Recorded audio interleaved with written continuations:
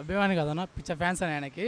ఆయన దగ్గర చేరాలని 2 ఇయర్స్ ఆగాము. 2 ఇయర్స్ తర్వాత ఇప్పుడు అదే కాంట్రవర్సీ అంటున్నారు కదా, కాంట్రవర్సీగా బాబు దగ్గర పనిచేస్తున్నాయి, ఇప్పుడు ఆర్జీ దగ్గర వర్క్ చేస్తున్నాయి, ఇప్పుడు వీగానే వర్క్ చేస్తున్నాము ఇప్పుడు. ఇప్పుడు రీసెంట్గా విఎం సినిమా తీసిండు, రిలీజ్కు ఆగిపోయింది.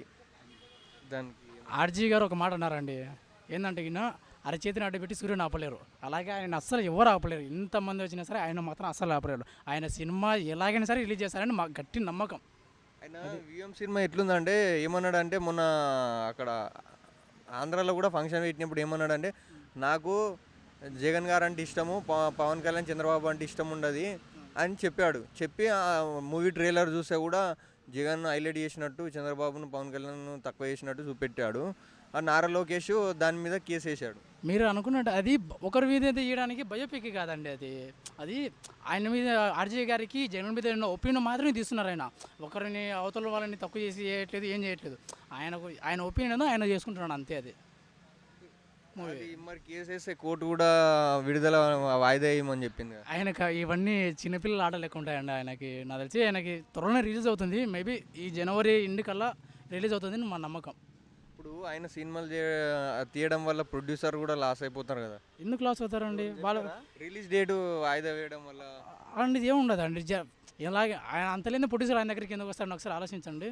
ఆయన ప్రొడ్యూసర్ ఆయన దగ్గరికి వస్తారు ఖచ్చితంగా. అంటే అందరినీ అసలు మంచోళ్ళని కూడా తిట్టి విమర్శకులను చేసి పెద్ద అయిదామని అట్లా చేస్తాడా డైరెక్టర్ ఆర్జీవి గారు? అంటే తిట్టడం అంటే అలా ఏం కదండి. ఆయనకు తెలిసింది ఒకటే అండి, సింపుల్గా చెప్పాలంటే అయినా ఒక బాయ్ దగ్గర ఒక బాయ్ ఉందనుకోండి, మనం ఏం చేస్తాం, ఊరికి ఎంజాయ్ చేస్తాం, ఒక చెరువు కానీ దాని దగ్గర ఉంటే ఎంజాయ్ చేస్తాం మనం. కానీ ఈయన ఏంటంటే ఆ బాయిలో ఒక రాయి కానీ ఒక గుండె కానీ ఏదైనా వేసి దాన్ని ఆయన దాని దగ్గర చుట్టూ ఉన్న అటెన్షన్ మొత్తం ఆయన వైపు రిప్పించుకుంటాడు. బేసిక్గా ఎవరెవరు ఎక్కడ ఉన్నారు, కప్పలు ఉన్నాయి, చేపలు ఉన్నాయని బయటకు వస్తాయి ఎవరు ఏందనేది. అదే ఆయన పాయింట్ ఆఫ్ వ్యూ. అదే ఇప్పుడు అలాగే ఇప్పుడు అదే సినిమాలో అదే చేస్తున్నాడు ఆయన. అంటే వీళ్ళందరూ తక్కువ అంటావా పవన్ కళ్యాణ్ చంద్రబాబు అంటే? అంటే ఎవరు తక్కువ కాదు, ఎవరు ఎక్కువ కాదండి. ఆయన పాయింట్ ఆఫ్ వ్యూలో ఒక్కటే అండి, ఎవరు తక్కువ చూడు, ఎవరిని ఎక్కువ చూడడు. ఆయన తెలిసింది ఒకటే, అటెన్షన్ మొత్తం ఆయన వైపు ఉండాలి. అది నాకు తెలిసి అయితే ఆయన అటెన్షన్ మొత్తం ఆయన వైపు చూపించుకుంటాడు అంతే. ఆయన ఐటీ తీసుకొచ్చిన చంద్రబాబు అది అంటారు, మళ్ళీ చాలా సంవత్సరాలు ముఖ్యమంత్రిగా చేశాడు, ఎంతోమందికి ఇప్పుడు ఆయన శిష్యుడే ఇప్పుడు రేవంత్ రెడ్డి చేస్తున్నాడు ఇక్కడ ముఖ్యమంత్రి తెలంగాణలో. అలాంటి చంద్రబాబును తక్కువ చేసి చూపించడం అంటే అభిమానులకు ఎలా అనిపిస్తుంది? చాలా బాధగా అనిపిస్తుంది కదా. అంటే బాధ అంటే మరి మీకు అంత లో ఫీలింగ్ ఎందుకు వస్తుంది నాకు కూడా తెలియట్లేదండి. కాకపోతే దాన్ని సినిమాని ఎంజాయ్ చేయండి అంతేగాని మరి దాన్ని కాంట్రవర్సీగా చూడడం అనేది తప్పండి. ఆయన ఒపీనియన్ మాత్రం చెప్తున్నాడు, అది దాన్ని ఎలా తీసుకోవాలనేది మన పాయింట్ ఆఫ్ వ్యూ. ఆయన అలాగే చాలా సినిమాలు చేశాడు కదా, ఇలాంటి కాంట్రవర్సీ సినిమాలు చాలా చేశాడు. ఇంతకుముందు నేను అబ్జెక్షన్ ఇప్పుడు ఎందుకు వచ్చింది, ఇంతకుముందు కమ్మరాజ్యంలో కడప రెడ్లని తీసిండు, అందులో కూడా చంద్రబాబును తక్కువ చూపించిండు, అలాగే పవన్ కళ్యాణ్ తక్కువ ఏజ్ చూపించాడు. మరి చంద్రబాబును అయ్యి ఎప్పుడు చూపిస్తాడు, పవన్ కళ్యాణ్ ఎప్పుడు అయ్యి చూపిస్తాడు? చూపిస్తాండి, దానికి టైం రావాలి కదండి. ఒకేసారి అంతా ఒకేసారి చూపించాలంటే కష్టం కదా. చూపిస్తాడు ఖచ్చితంగా, అయితే ప్రతి ఒక్కరి గురించి చూపిస్తాడు. కాకపోతే ఆయన కలగాలి, ఆయనకు నేను ఇలా గురించి తీయాలి, బయోపిక్ కాదు, వాట్ ఎవర్ ఏదైనా తీయాలనుకుంటే ఆయన తీస్తాడు అంతే. ఆర్జీవి గారికి ఏమన్నా జగన్ గారు ఏమన్నా కోట్ల ప్యాకేజ్ ఏమన్నా ఇస్తుండా? అది మనకు తెలియదండి, అది ఆయన అడగండి ఒకసారి వెళ్ళి.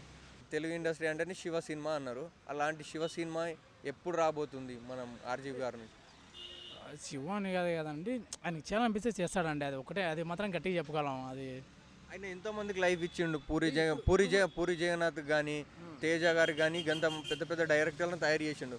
కానీ ఇప్పుడు వాళ్ళను ఒక మంచి స్థాయిలో చూస్తారు, కానీ నన్ను విమర్శకుల డైరెక్టర్గా పేరు రావడం ఎంత మనకు అభిమానులకు కానీ పూరి జగన్నాథ్ కానీ తేజ గారు కానీ కొద్దిగా బాధ అనిపిస్తుంది కదా. అంటే ఇప్పుడు మేము కూడా ఆయన దగ్గర వర్క్ చేసినాం కాబట్టి మేము కూడా ఆయన దగ్గర వర్క్ చేసినాం కాబట్టి మాకు కూడా ఉంటుంది ఒక ఫీలింగ్, ఆయన మంచి సినిమాలు చేసినా మేము కూడా బాగా ఎదుగుతామని. కాబట్టి ఆయన కనిపించాలి కదా, మనం చెప్తే ఆయన అది అవ్వదు కదా. ఆయన ఎంతోమంది లెజెండరీ డైరెక్టర్ని తయారు చేసి అయ్యికి వెళ్ళి ఇప్పుడు ఎంతోమందితో తిట్లు తినడము, అది కొద్దిగా ఆయనకు కానీ ఆయనకు బాధ అనిపించదు అసలు?